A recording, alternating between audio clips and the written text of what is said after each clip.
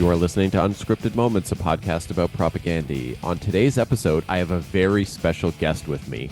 Author, host of the Classical Ideas podcast, avid cyclist, Buffalo Bills superfan, Greg Soden, whose book Unscripted Moments, Conversation with Propagandhi 2020 to 2025 is available for pre-order right now. How are you doing, Greg? I am delighted. It is wonderful to be on this podcast, so thank you for the invitation. So I just want to start by going back to the beginning here. hmm It says in your bio that you grew up in St. Louis. Can you please just tell me what that was like? So, St. Louis is in the state of Missouri in the middle of the United States. It's about 4.5 hours south of Chicago, which is the city that my friends and I would constantly fantasize about going to because we saw Chicago as a real city because they got all of the punk shows. That was and it had public transit, like trains and stuff that take you all over. So, I grew up in St. Louis, and I went to a school district called Rockwood, and I lived in the suburbs.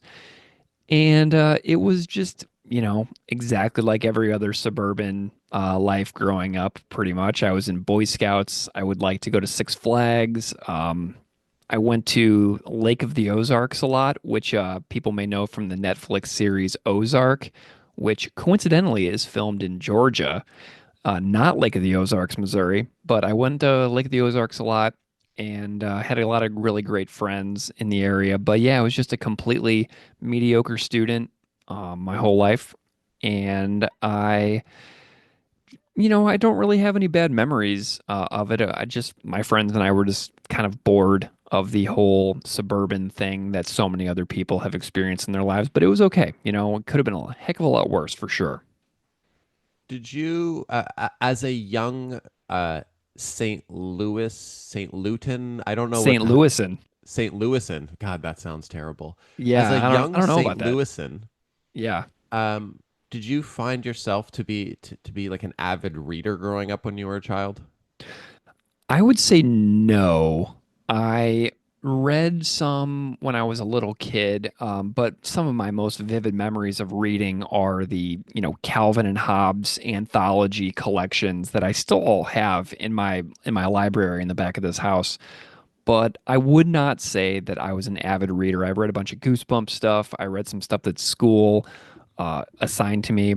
One of the biggest books I ever remember reading in high school was called The Power of One by a South African author named Bryce Courtney.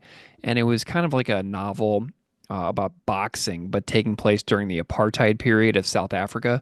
I think that's the most extensive reading that I really did in high school was something like that. But I got kind of into it later on in college whenever I started trying to commit to being like, okay, I am capable of building my intelligence and learning. I should try a little harder. So that didn't really come for me until later.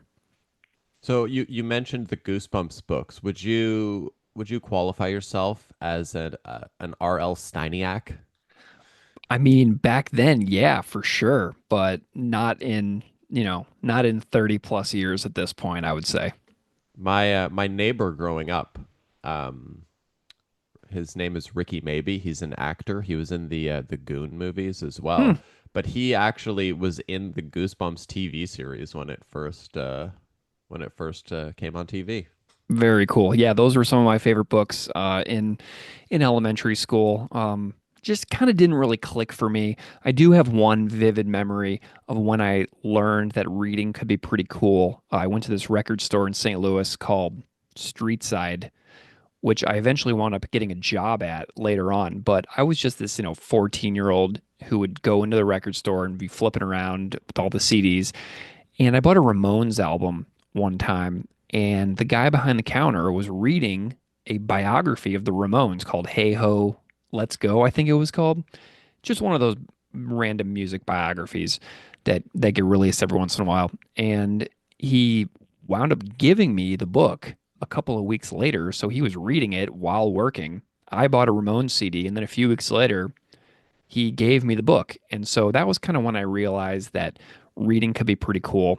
And then I, went on to find more music biographies. Like I think it was called when When Gods Walked the Earth or something like that. It's like a Led Zeppelin biography by a writer named Mick Wall. And then I read Lobotomy by Dee Dee Ramone. So I was finding books later on, like at the end of high school, I would say. But that's kind of like a little bit about my reading journey. So, and we know your reading journey, but so how did your musical journey start? So, like, did you get into music from a very young age? What was the first piece of music that you really connected with? So my parents would once in a while play stuff like Boston and Kansas around the house, and I still More love than a those. feeling. It's a Dude, jam. it is a perfect record. I love that record. I really always liked Freebird by Leonard Skinner. One of my uncles was a big Tom Petty fan, and another was a They Might Be Giants fan.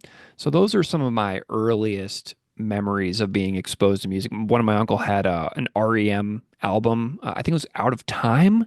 I think it was Great called. record.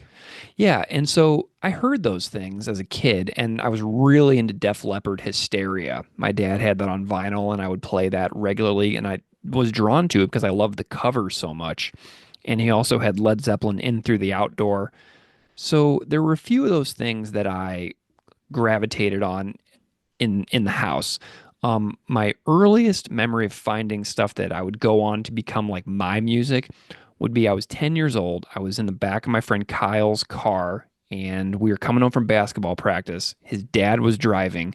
Kyle put on 105.7 The Point in St. Louis, which is like the alternative rock station. It probably still is, but at the time it was.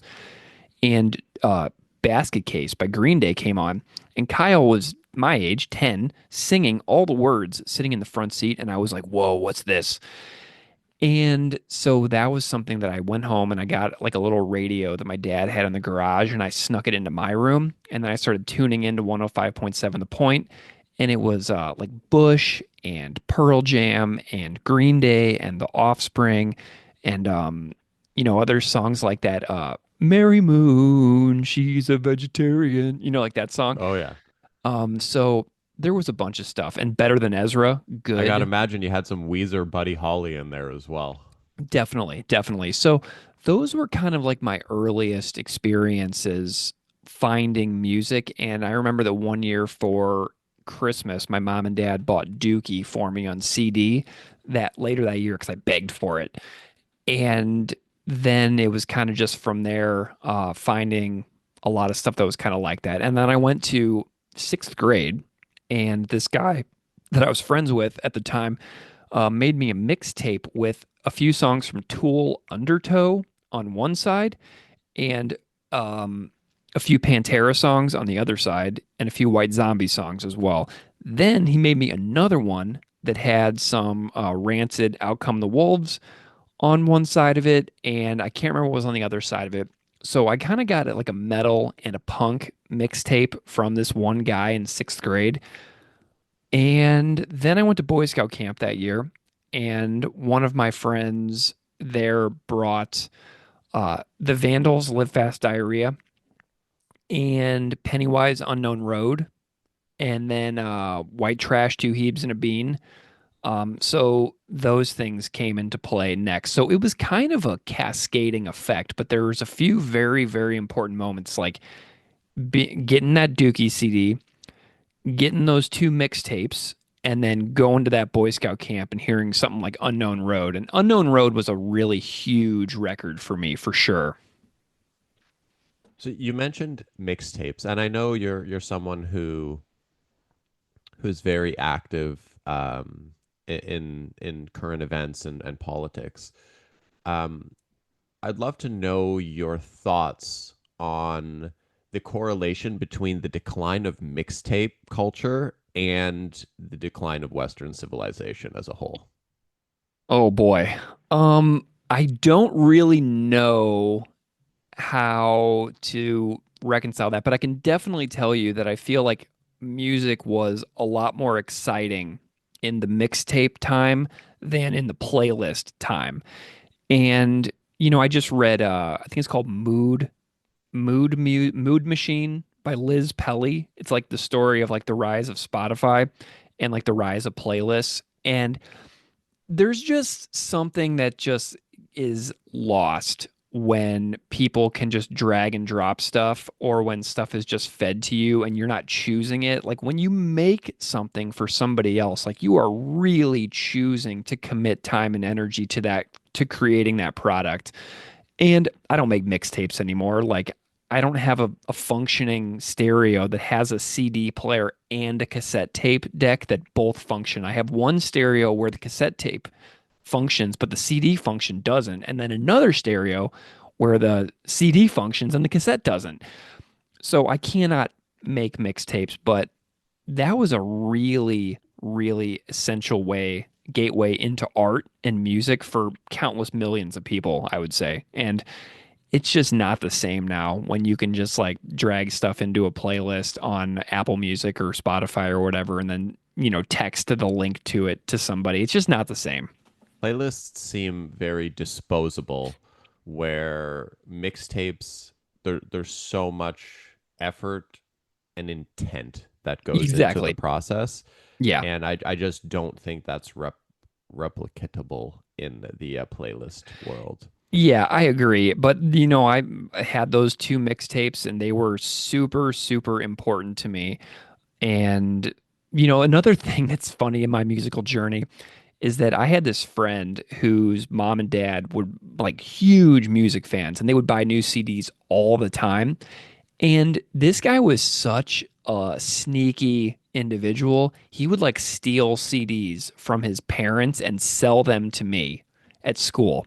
So like the way I got Tool Enema is that he stole the CD from his parents' record collection and sold it to me for like $10 in our middle school. So I found a ton of music from my friend stealing his family's record collection and selling it to me.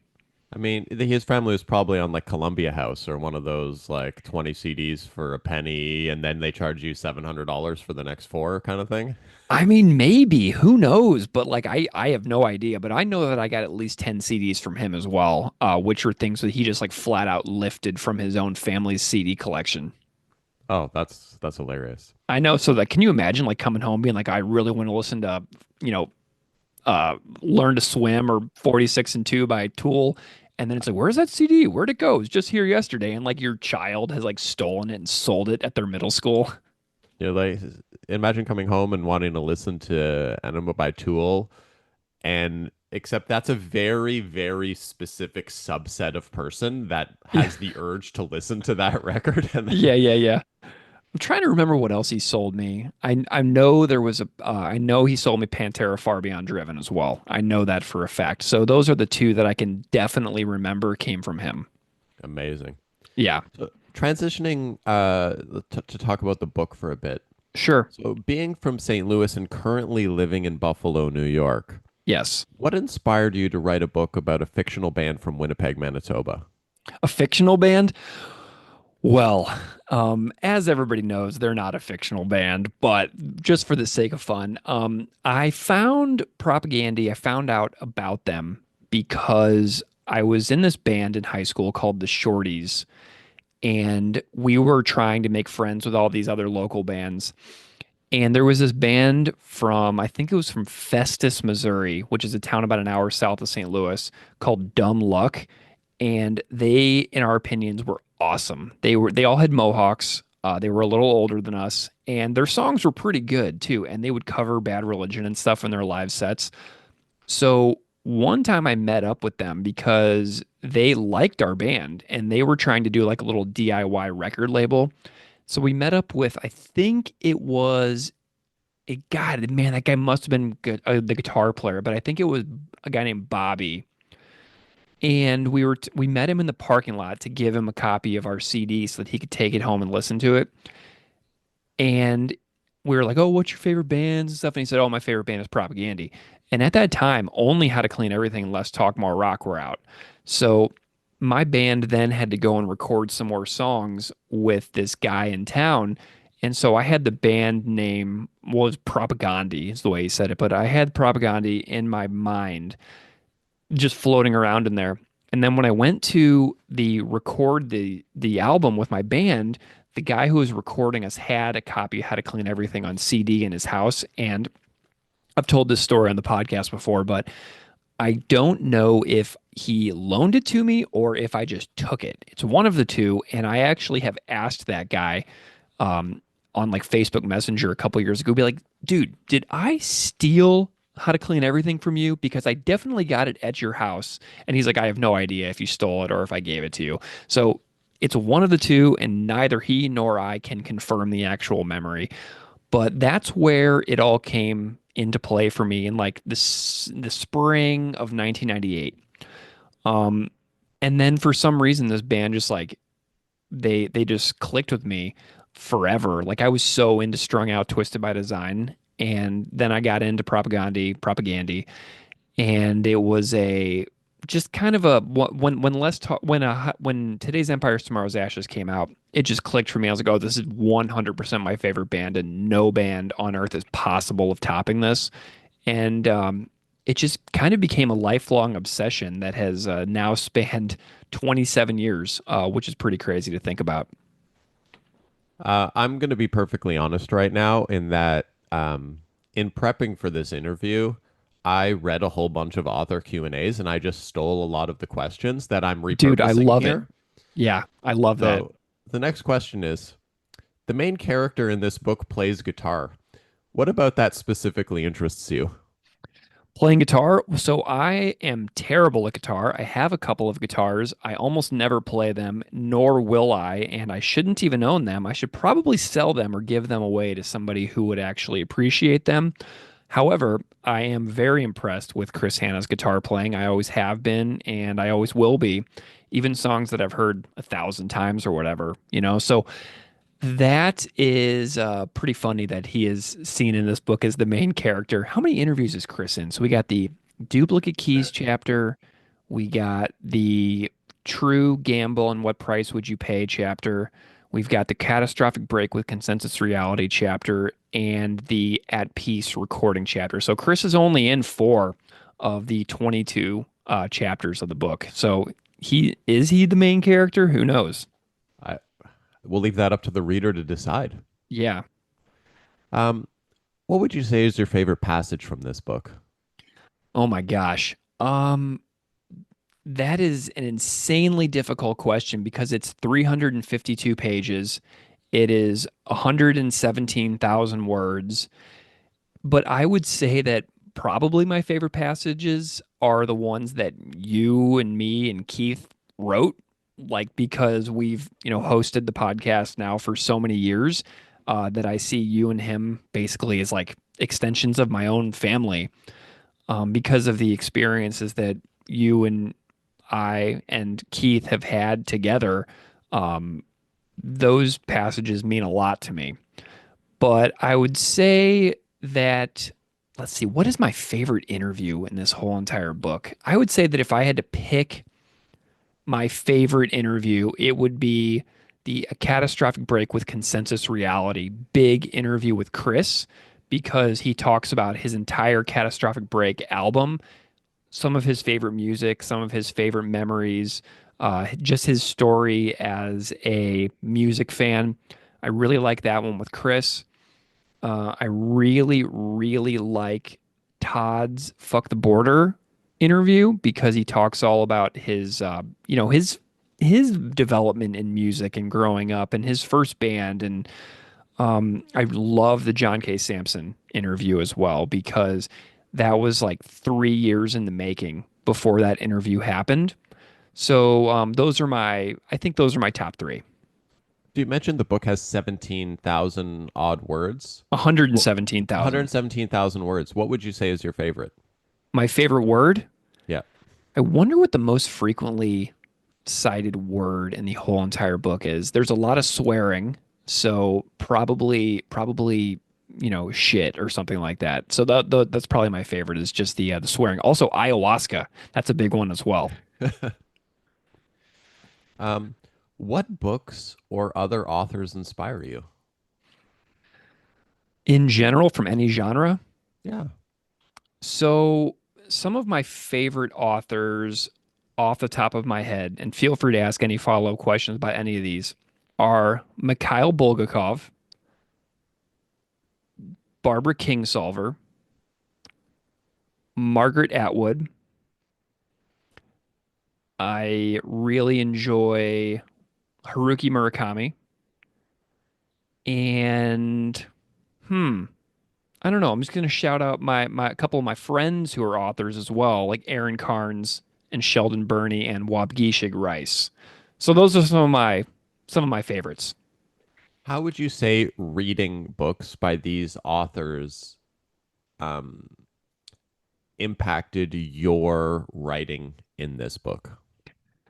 I would say very little because the writing of this book was not writing in the traditional sense, and it was far more of an editing process than a creative writing process. Basically, what I had to do was I had to transcribe every single one of the 22 interviews that I've done with members of Propagandhi, and I had to clean up the language. So when you get a transcript, you have to go through and fix every single spelling error, every punctuation error. You have to condense for brevity. So you have to remove all of the uhs and likes and random filler words and things like that. So it was a really grueling process. But I would say that the book that inspired me the most as far as this this book's structure goes, I would say that it is the Dan Sinker book where he did the collected interviews from Punk Planet magazine. And man, what is that book called? Dan Sinker. I I really, really wish that I could find the title of that book right now. The collected interviews of Plunk Planet. I'm gonna look it up. And since I'm the editor of this podcast, I will not even be editing that. Okay, so the book that inspired this book's structure the most is called "We Owe You Nothing: Punk Planet: The Collected Interviews" by Dan Sinker. And Punk Planet is I've owned a bunch of issues of it over the years. I have an issue in the back room right now where John K. Sampson is on the front cover of it from the Weaker Thans. But this book is a Q&A structure just like the collected interviews from Punk Planet. Every chapter of this book has a little intro blurb just like the collected interviews from Punk Planet.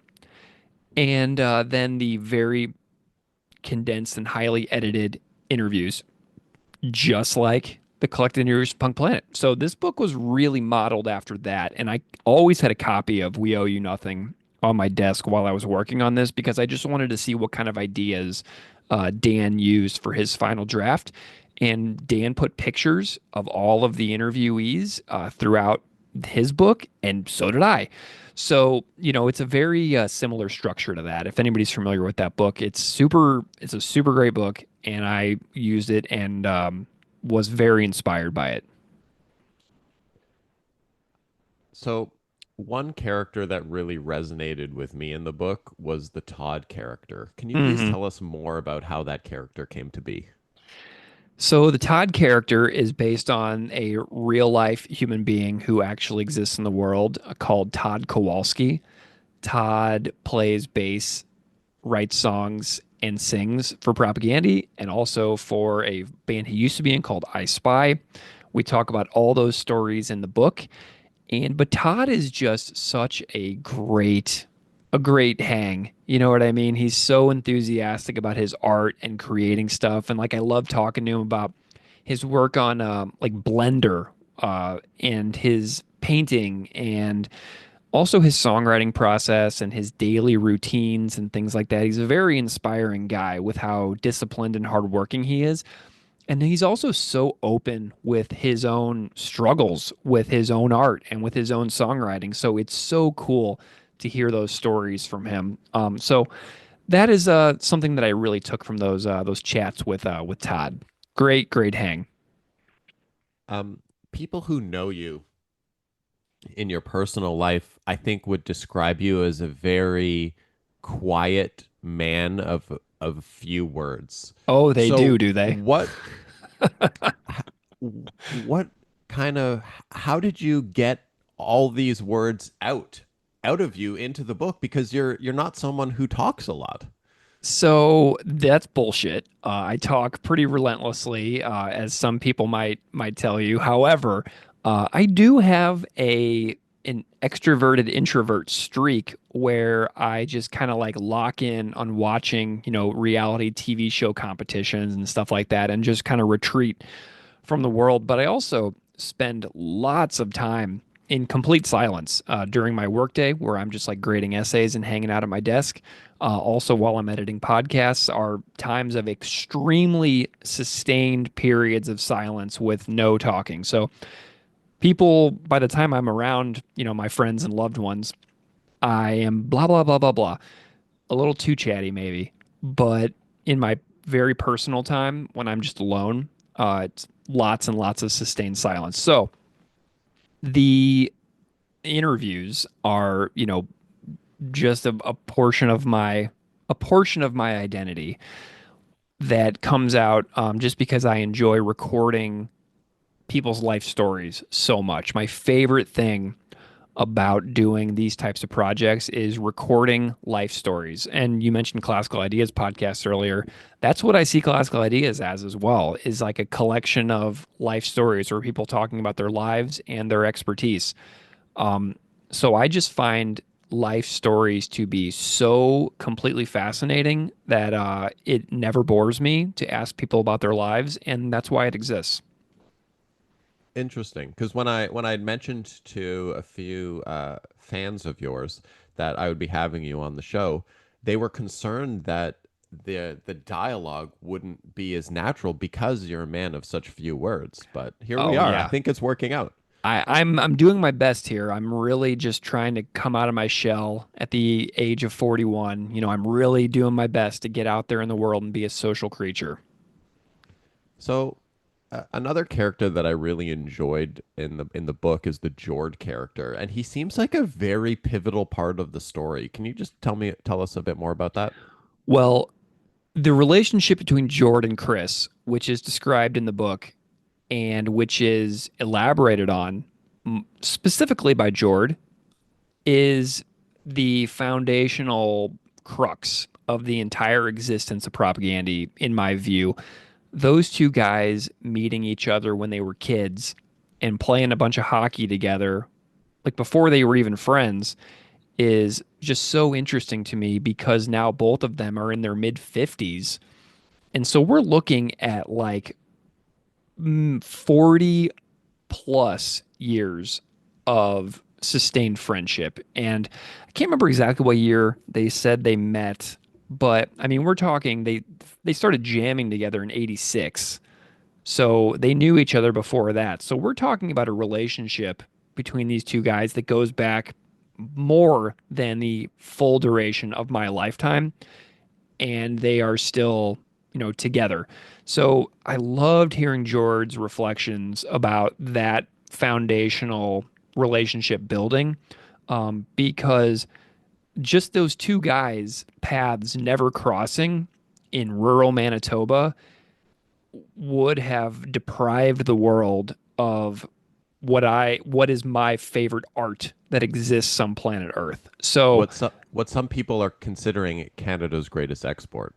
indeed, I have heard them called that. I have heard Propaganda called Canada's greatest export by people with actual authority in music, by the way.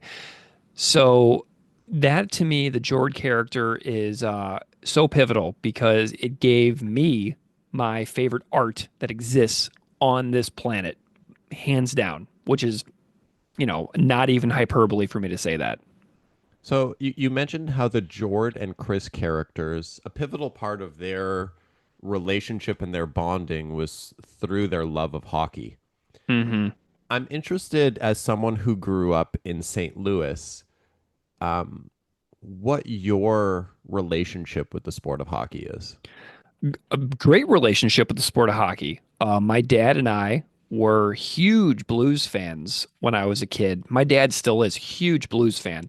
That was the And Brett Hull Adam Oates era, correct? absolutely, Janney, Oates, Shanahan, Scott Who's the goalie? It Stevens, was Craig John Janney, Casey was the goalie. John Casey, Curtis Joseph, Vince Yeah. Riendo, um, Al McInnes.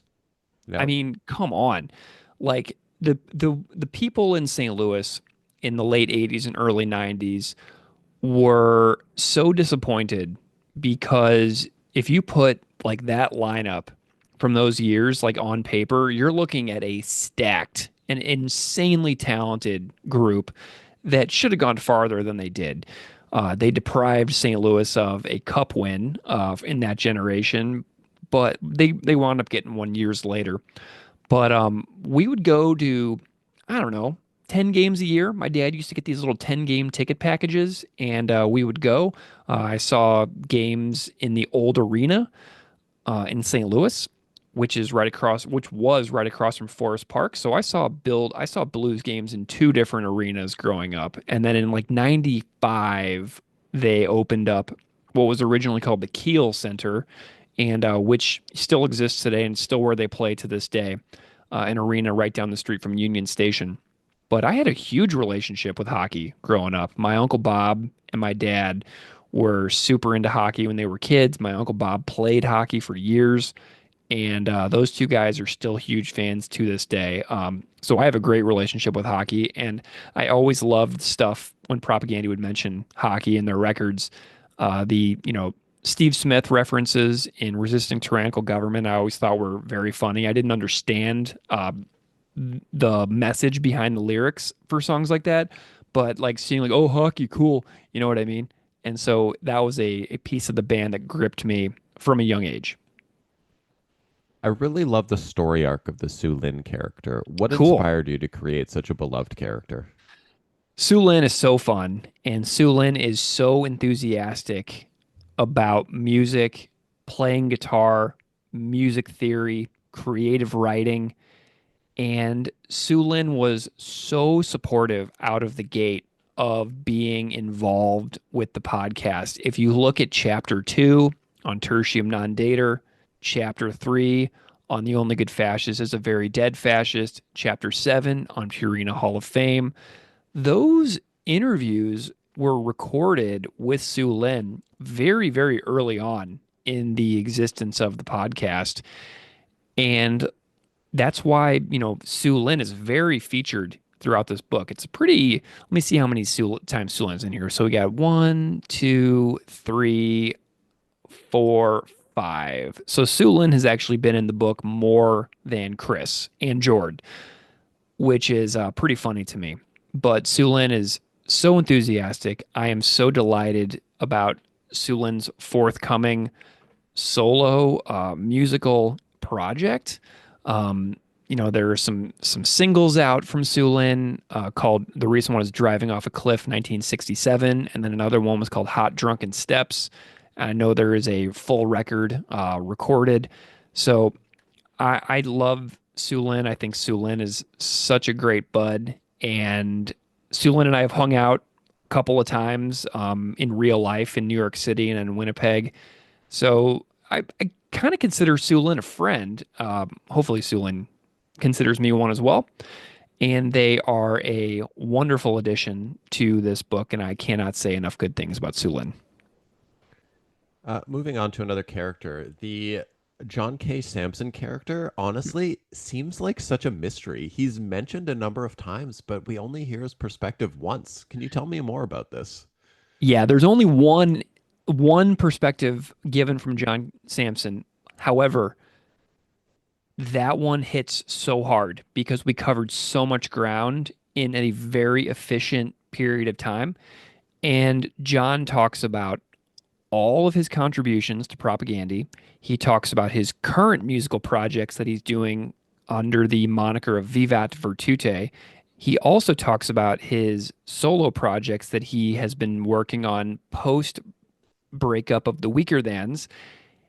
He also talks about his love of teaching and what he's doing at the Stony Mountain Institute in Manitoba with incarcerated people who are his students and the zines that they make and his favorite things about teaching. So we only hear from John once, but I really feel like we only needed to hear from John once because John is, you know, 29 years removed from his involvement with Propagandhi at this point that he was such a good sport about coming on and chatting that I only really felt the need to have John on one time, and I got my questions answered. So I felt really great about John's participation in the book, even though it's only once. And then moving on to the Beeve character, Yeah. a character that is beloved by many. Yes. I'm interested as to why you felt the need to just end his story in the book. So Beeve's not in the band anymore, but he is in the book 5 times. And my favorite Beeve section in this book, hands down, is his chapter where we talk about building guitars and luthery. He goes into such great detail about what it's like to, be in Propagandhi, working on songs, learning it, his guitar process. But man, just hearing his stories of building guitars was so cool to me. Um, Beeve's story is still very much ongoing. He is in a band called Agassi in Manitoba. They are active. He's recording solo music under the name Kyle, which can be found on Bandcamp. So Beeve's story ends with guitar building mostly in the book because that's what he does. He's chilling in Winnipeg, building guitars, playing in Agassi, and living with his family. So his story is definitely not over yet, and we've featured his the story of his latest record on Unscripted Moments. So yeah, Beef's story is far from done. Oh, that's interesting. Yeah. Um, what does literary success look like to you? There is no such thing because that will not be happening for a book like this. This book is so niche. And to me, the main motivating factor behind doing this book, there are two. One, I wanted there to be a physical artifact left behind in the world after I'm dead that can be on my daughter's bookshelf for the rest of her life. That is a physical artifact to commemorate this project that I've spent untold thousands of hours of my life creating so that she is left with something that is more tangible than a bunch of MP3 files that will be likely deleted from the internet when I stop paying for the Libsyn.com subscription. That's the main thing. The Uh, second thing is that I just thought that it was a nice little half decade in the life of my conversations with the folks in this band that I have a lot of respect for. And I just wanted to, do something for myself to kind of put a little ribbon on top of it. But there will be no financial success from this. I mean, I never plan to see a dime from this book in my life. And I'm perfectly fine with that because that's not why I did it. I'm glad you answered the question that way because it really highlights how my process here of pre-planning follow-up questions, Mm, which you can see in my next question here. What mm. did you do with your first advance? So there's no advance. I have spent thousands of hours creating this book with no money whatsoever. There was no advance. It is very, very unlikely that I will ever see a dime from this. And if the publisher makes their money back, I'll be really happy about that because they believed in my vision of the project from day one. They never tried to turn me into a round peg going through a square hole or whatever and change the vision of the book that I told them from day one, which I was really relieved about because this is not an authoritative biography of this band. This is not an complete oral history of this band. There's a lot of great stories in this book, but there's a lot of stuff that isn't told because it was never meant to be something like that. But yeah, no advance, unlikely to see any money. Hopefully, some copies get sold so that the publisher isn't furious at me for the rest of their lives. Going back to reading in general, what would you say is the one book that you think every single person should read? Oh my God. Like what where on earth? What people? Every single person. What's one book that every single person could benefit from reading?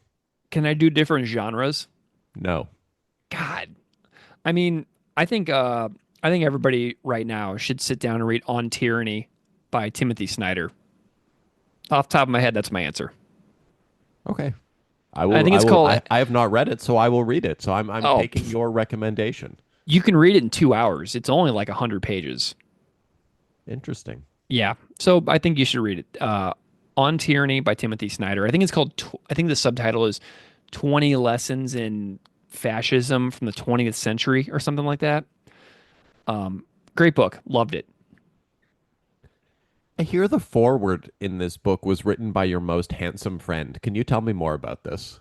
Let me see. Steve Foster. You, I love this chapter. I was delighted that I badgered everybody into working at unreasonable speeds uh, at my whim. Um, I was a little bit of a, I was a little overzealous in how I got people to be involved in the book, but when something has to get done, it has to get done. So I appreciate you being so motivated to just hammer it out. And I really appreciated the kind things that you said about me and the project in general. It meant a lot. And I'm very delighted that you were able to fit your origin story of being a fan of Propagandhi, talking about other music that you enjoy, how you found the podcast, how you came to host the podcast, and then nice things that you had to say about the book, all in a single page. Let me see what your word count is here. I am so fascinated. 481 words. You did all of that 481 words. I mean, it's pretty stinking good. It's good writing, if I do say so myself. Uh, hey, some of us just make things work. You did. You did a great job. So I appreciate your inclusion. I think that it's an awesome forward. Because now that you've been involved in the podcast for like God 3 years, I think Yeah. it's really really cool to have you open the book. Um, so who would you say this book is a who what kind of person would you say is a must own this book type person? Um, I mean, if you love Propagandhi, as far as I know, it's the only book in the world about them, and it's not, a complete authoritative biography, but there's a lot in there, and there's some really cool photos. So I would say that if you're a moderate to serious fan of the band, you might really enjoy the book. If you're a super casual fan, probably not. But if Is you, anyone a super casual fan of Propagandhi though? Does I that don't exist? know, maybe.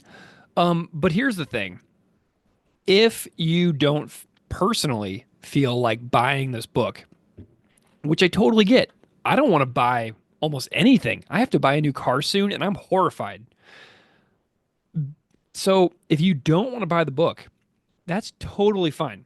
However, if you are a supporter of public libraries, you can request that the library carry the ebook version or the paperback version by simply requesting it through your library. So even if you don't want to buy the book, totally fine. But if you are involved in your local library, maybe send them a little request so that they pick up a copy of the ebook.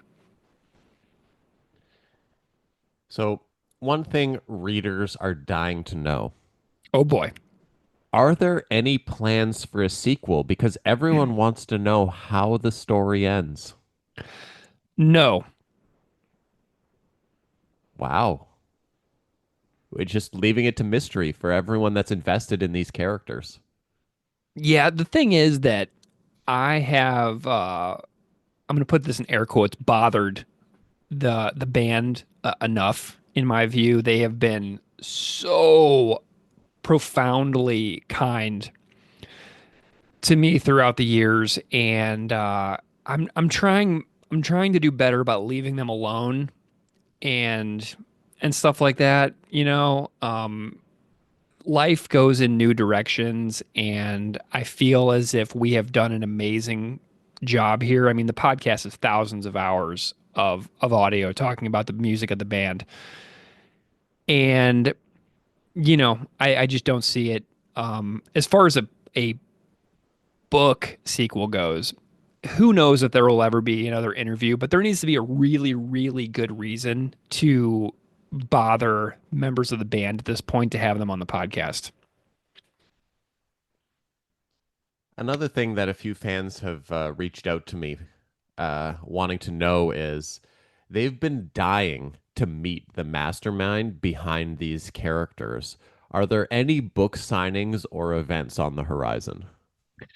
Yeah, if you're in Toronto, Canada, Toronto, Ontario, Canada, on September 13th, 2025 for the Propagandhi shows at, what is it, the concert hall or something?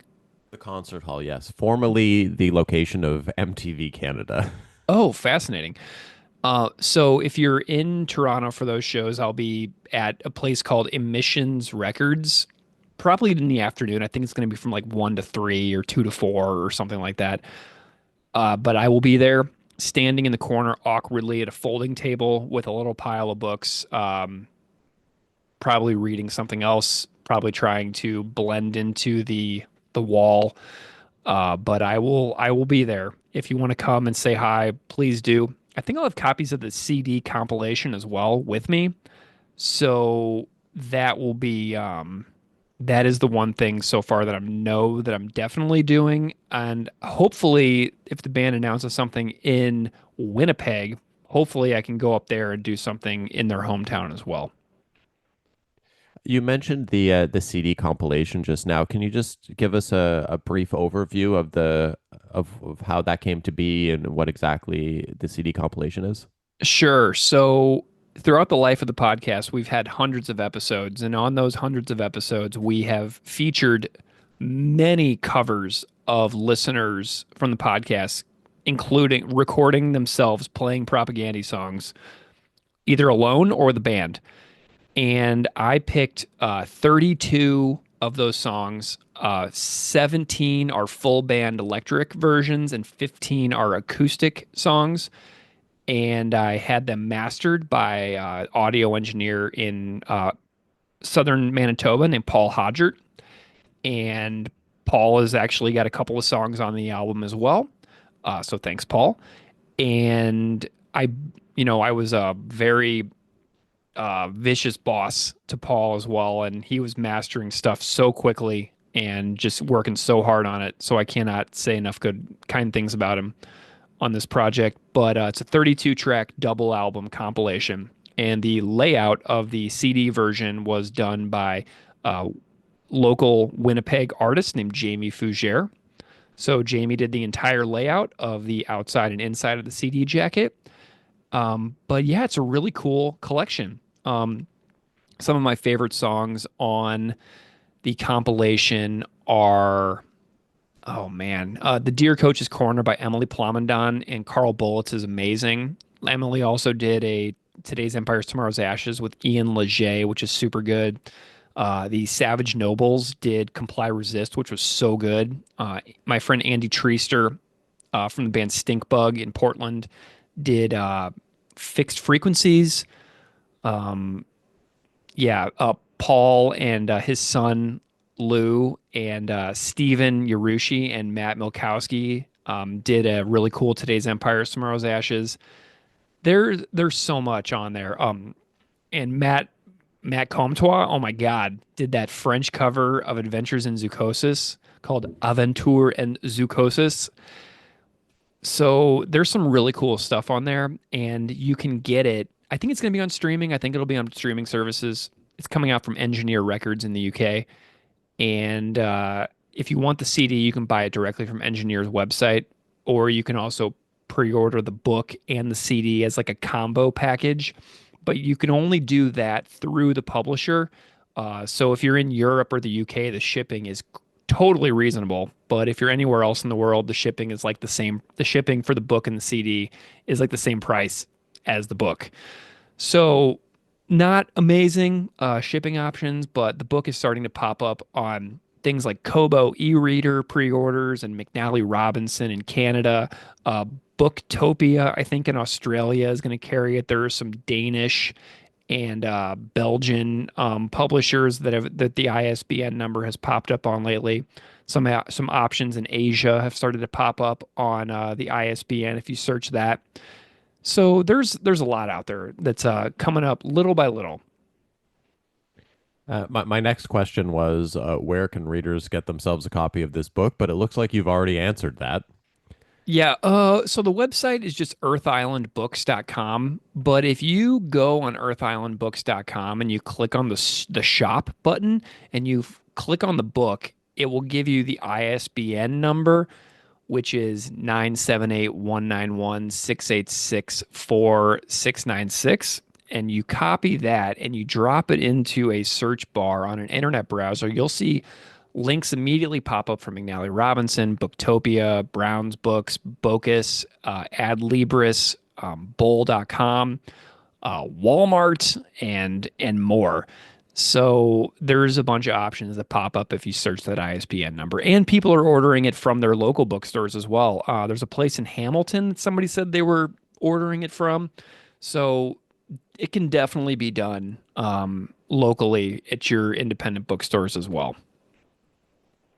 That's so great to hear. There's so many different places to get a copy of this book. I highly recommend that everyone listening go out and grab a copy because it is a wonderful read.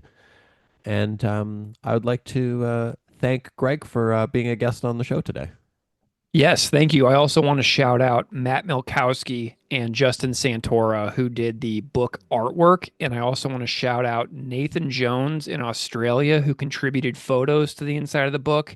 And also Mark X. Miller, who is a fantastic photographer here in Buffalo who documents Southern Ontario and Western New York punk and hardcore photography going back 30 years.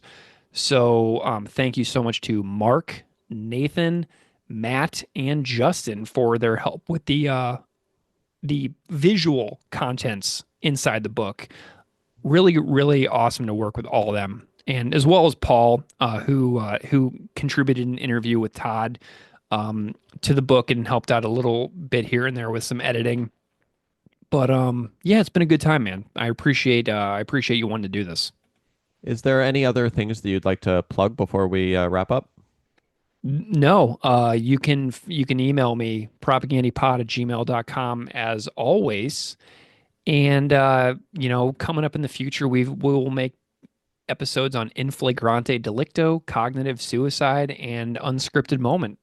So we are almost done with the original discography, which is the next thing that I'm really stoked about doing is finishing the 1989 to 2024 recorded Propagandhi output. So yeah, it's good times, bud. We've got a lot of exciting things coming up on the show, and just want to thank everyone for their continued listenership and trusting us with your time. We really appreciate it. Thank you, Steve. And so happy Friday, and I'm going to bust out of here now. Go Bills. Go Bills.